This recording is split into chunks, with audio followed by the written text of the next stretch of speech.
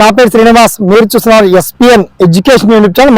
మొత్తంలో ఇవాళ తెలంగాణ రాష్ట్రంలో నిరుద్యోగులకు ఒక గుడ్ న్యూస్ వచ్చింది. మొత్తానికి ఆర్టీసీ రిక్రూట్మెంట్, ఆర్టీసీ ఉద్యోగాల భర్తీకి ప్రభుత్వం నోటిఫికేషన్ ఎప్పుడెప్పుడు రిలీజ్ చేసిన ప్రభుత్వం అని చెప్పేసి చాలా మంది ఎదురు చూసాం. మొత్తానికి 3500 పోస్టులకు సంబంధించి నోటిఫికేషన్ రిలీజ్ అయింది.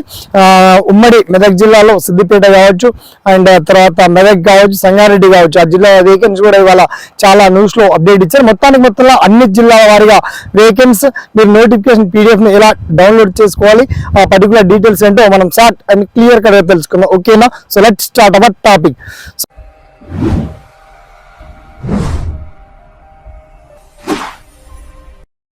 ఫ్రెండ్స్, మొత్తానికి ఆర్టీసీ రిక్రూట్మెంట్ సంబంధించి చాలా మంది ఆసక్తిగా ఎదురు చూస్తున్నారు. దీనికి సంబంధించి కండక్టర్ పోస్టులు ఉన్నాయి, డ్రైవర్ పోస్టులు ఉన్నాయి, సూపర్వైజర్ కావచ్చు, డిప్లొమా అండ్ ఐటీఐ హోల్డర్స్ కు బెటర్ దెన్ పోస్టులు కూడా ఉన్నాయి. తర్వాత కండక్టర్ పోస్టులకు అప్లై చేయదలుచుకున్నటువంటి అభ్యర్థులు మాత్రం కేవలం 10th క్లాస్ విద్య అర్హత మాత్రమే పెట్టండి. తర్వాత మీకు రిజర్వేషన్ ఉంటే రిజర్వేషన్ సర్టిఫికేట్ కూడా తీసుకోవచ్చు.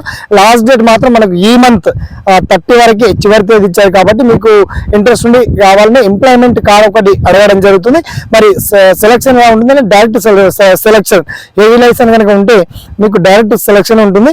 మీకు అంతకుముందు బస్సు డ్రైవింగ్ లో ఏదైనా ఎక్స్పీరియన్స్ ఉంటే కనుక ఆ ఎక్స్పీరియన్స్ సర్టిఫికేట్ మీరు ఎక్కడైతే చేశారో అక్కడికి వెళ్ళి ఆ డిపో మేనేజర్ని అడిగినా కూడా మీకు సర్టిఫికేట్ ఒకటి ఇస్తారు కాబట్టి అది కూడా సబ్మిట్ చేయొచ్చు. మీ 10th క్లాస్ ఏజ్ లో సీనియారిటీని బట్టి ఆటోమేటెడ్ గా మీకు డ్రైవర్ పోస్టులకు అలాగే కండక్టర్ పోస్టులకు సెలక్షన్ అయితే చేయడం జరుగుతుంది. ఓకేనా? ఆసక్తి ఉన్న మాత్రం తప్పకుండా అప్లై చేసుకోండి.